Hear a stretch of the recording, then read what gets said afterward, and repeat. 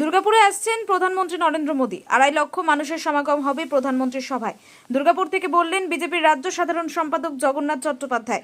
তিনি বলেন, বাঁকুড়া, পশ্চিম বর্ধমান এবং পূর্ব বর্ধমানের একটি অংশ থেকে বিজেপির কর্মকর্তারা এবং সমর্থকরা আসবেন।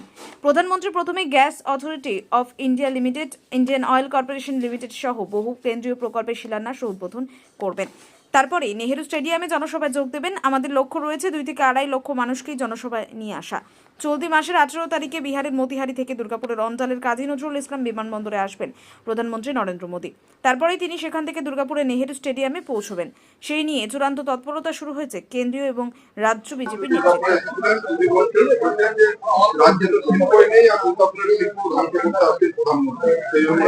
শুধু দুর্গাপুর না, সারা পশ্চিমবঙ্গে একই পরিস্থিতি।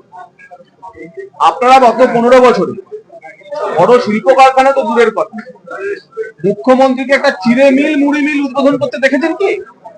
আপনারা সংবাদ মাধ্যমের প্রতিনিধি, মুখ্যমন্ত্রী চিড়ে মিল, মুড়ি মিল উদ্বোধন করছে। মুখ্যমন্ত্রীর পছন্দের কাশফুলের বালিশ শিল্প, সে কাশফুলের বালিশ শিল্প উদ্বোধন করছে। চপ শিল্পের কোনো উদ্ঘাটন করছে। উনি বলেন চপ শিল্প, চপ ভেজে খাও।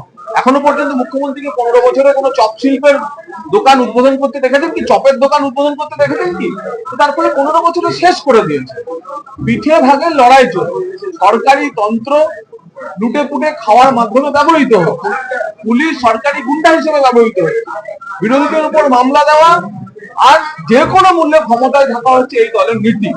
আর ফলে পশ্চিমবঙ্গের হারানো গৌরবকে ফেরাতে, পশ্চিমবঙ্গের হাল ফেরাতে বিজেপি একমাত্র ভরসা। সেই লক্ষ্যেই আমরা কাজ করছি। ওই দিন কি রাস্তা থেকে গেইল আর ইন্ডিয়ান এদের কি কোনো প্রজেক্ট ওপেনিং এর ব্যাপার আছে? মাননীয় প্রধানমন্ত্রীজি এই দুর্গাপুরকে কেন্দ্র করে বিভিন্ন তৈল উৎপাদনকারী সংস্থা, ডিভিসি, ন্যাশনাল হাইওয়ে, এখানে বিভিন্ন যে কেন্দ্রীয় সংস্থাগুলি আছে, ইস্পাত মন্ত্রক, পেট্রোলিয়াম মন্ত্রক, তাদের একগুচ্ছ প্রকল্প শিলান্যাস, উদ্বোধন ইত্যাদি করবেন। বিহার থেকে তিনি আসবেন মূলত সেই সরকারি প্রকল্পের জন্য। ভারতীয় জনতা পার্টি পশ্চিমবঙ্গের তরফে আমরা, যেহেতু প্রধানমন্ত্রী আসছেন, আমরা একটি জনসভাও করব।